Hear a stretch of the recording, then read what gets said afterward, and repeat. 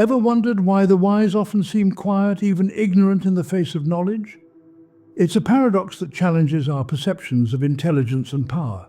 This is the art of playing dumb, a strategic move that conceals one's strengths, not out of fear or inadequacy, but as a formidable tool in social and competitive environments. Picture the wisdom of Friedrich Nietzsche, the 19th century philosopher who introduced us to the allegory of the eagle and the lamb. An eagle, majestic and powerful, often refrains from flaunting its prowess. It perches high up, observing, waiting with an impressive patience that belies its strength. It's not about pretending to be weak, but about understanding that true power does not always need to be on display.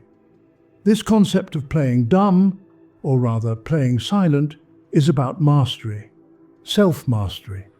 It's about understanding your power and choosing when to reveal it. It's about the art of subtlety, the strength in silence, the power in patience.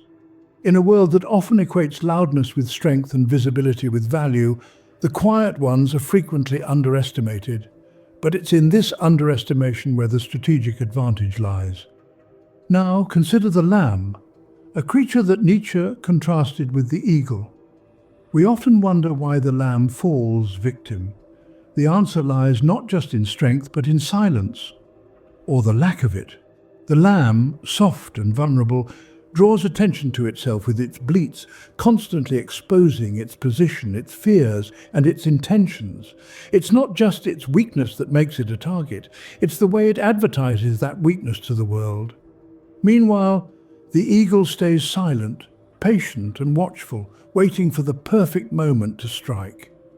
The lamb's lack of restraint gives the eagle everything it needs, a clear signal of where and when to act. In this story, silence isn't just a virtue, it's a survival skill. The lesson is simple. Sometimes it's not your strength or weakness that determines your fate, it's how much you reveal. And in a world of eagles, silence can be your greatest shield. History is filled with those who mastered the art of subtlety. Like silent puppeteers, they moved the strings of the world stage, their true intentions hidden behind a veil of humility, ignorance, or weakness.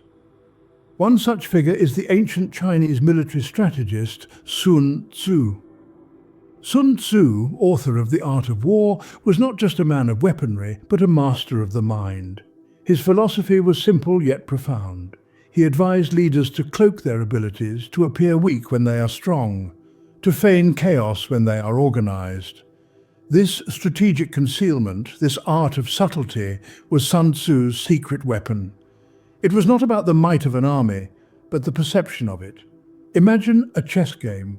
The board is set, the pieces are in place, but the true power lies not in the queen's sweeping moves or the bishop's diagonal assault. It is in the pawn, the least powerful piece, yet capable of reaching the other side to become a queen. It's in the feigned weakness, the calculated sacrifice, the silent waiting. Chess, like history, is not won by the boldest move, but by the subtlest. It's about creating a narrative where you are the underdog, where your opponent underestimates you, where they believe they hold the upper hand. In this narrative, you maintain control.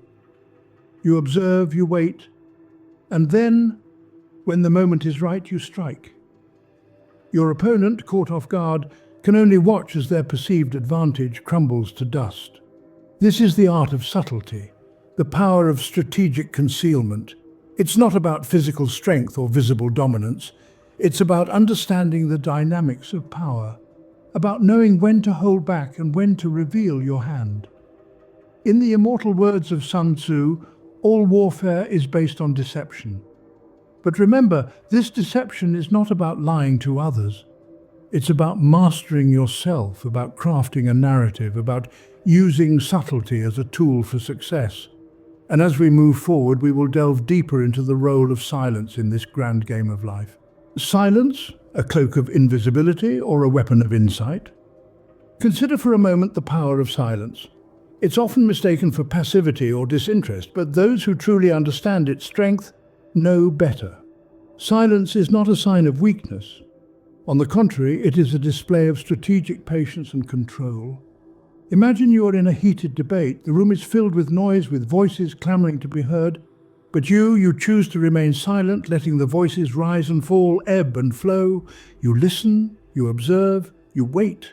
What happens then? You see, in your silence, you become the observer, the one who sees the whole picture.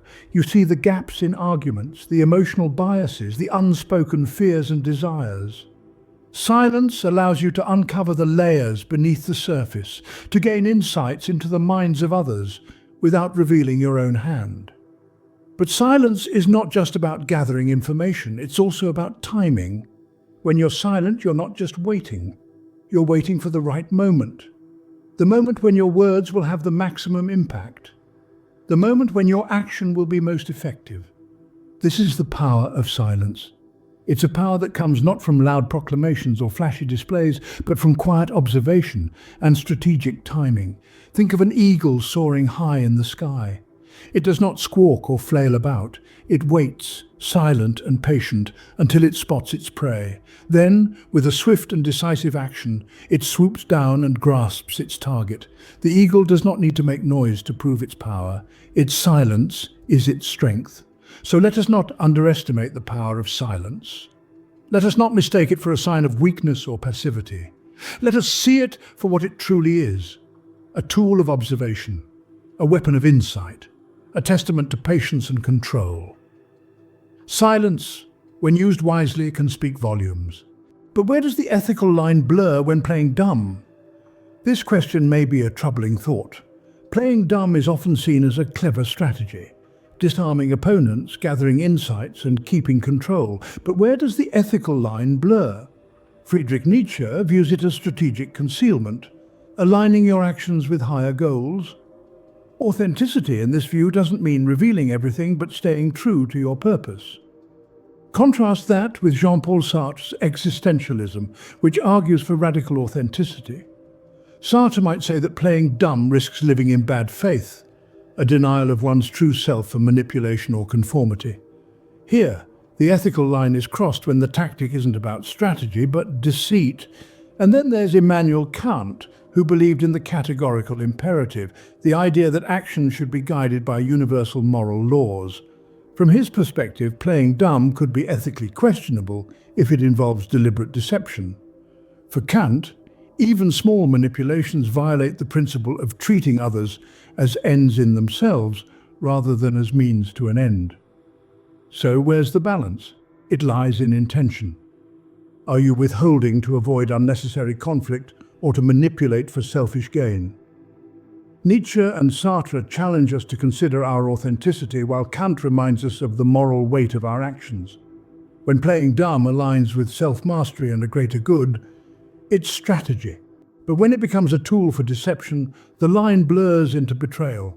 In the end, the ethical boundary is personal. Playing dumb demands careful reflection of your motives, your goals, and your values. Because while subtlety can be powerful, integrity remains priceless. So it's crucial to understand that the ethics of this strategy hinge heavily upon one's intentions. Let's delve into this further. If one's purpose behind concealing their strengths or knowledge is to manipulate others for personal gain at their expense, then indeed this approach can be deemed unethical. It becomes a tool of deceit, used to exploit and harm. This is not what Nietzsche, Sun Tzu, or any of the great thinkers we've discussed would advocate. On the other hand, if one's intention behind playing dumb is to create a space for others to reveal themselves, to learn, and to gain insights without causing harm, then it can be seen as an empowering strategy. It becomes less about deception and more about self-mastery and understanding power dynamics. Consider this. An ethical approach to playing dumb is like a dance. A dance is not about deceiving your partner, but about moving in harmony with them. It's about knowing when to lead, when to follow, when to reveal, and when to conceal. It's a strategic interplay of forces, not a manipulative game. Playing dumb ethically means aligning the strategy with authenticity. It's about being true to yourself and your values, while also being sensitive to the dynamics of the situation. It's about understanding when to be silent, when to be subtle, and when to act. So how can we ensure that our use of this strategy aligns with our authenticity and higher goals? It comes down to self-awareness, intentionality, and respect for others. It involves constantly checking in with ourselves, asking why we're using this strategy and who it serves. It requires a commitment to use our insights for good, not harm. In essence, the ethical balance of playing dumb lies in the delicate interplay between strategy and authenticity. It's about knowing when to wear the mask of the lamb and when to reveal the strength of the eagle. Playing dumb, then, is not a deception, but a dance between authenticity and strategy. So how do we master this paradoxical tool? In the vast play of life, we're all actors, and the stage is set for our performance. The paradox of playing dumb is a skill, an art that requires practice and precision. It's a nuanced dance between silence and action, observation and strategy, patience and timing. Embrace the idea of playing dumb not as a deceptive maneuver, but as a tool for self-improvement. Consider the chessboard, where the most powerful piece, the queen, often waits in the shadows, observing, planning and striking at the most opportune moment.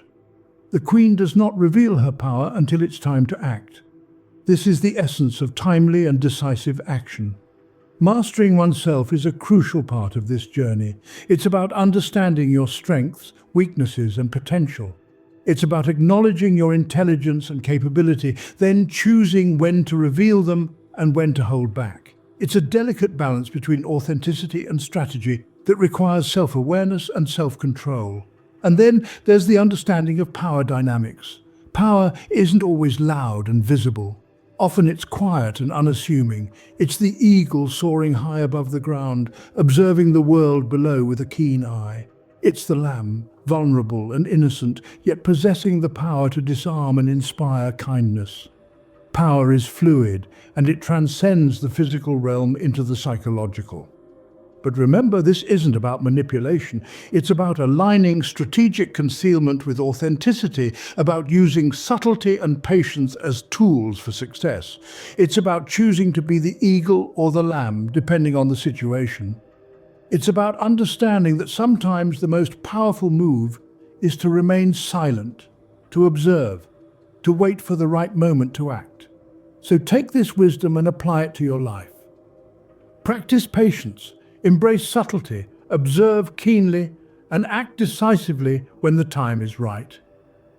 Mastering the art of playing dumb is not about deceiving others, but about knowing oneself and using subtlety and patience as tools for success.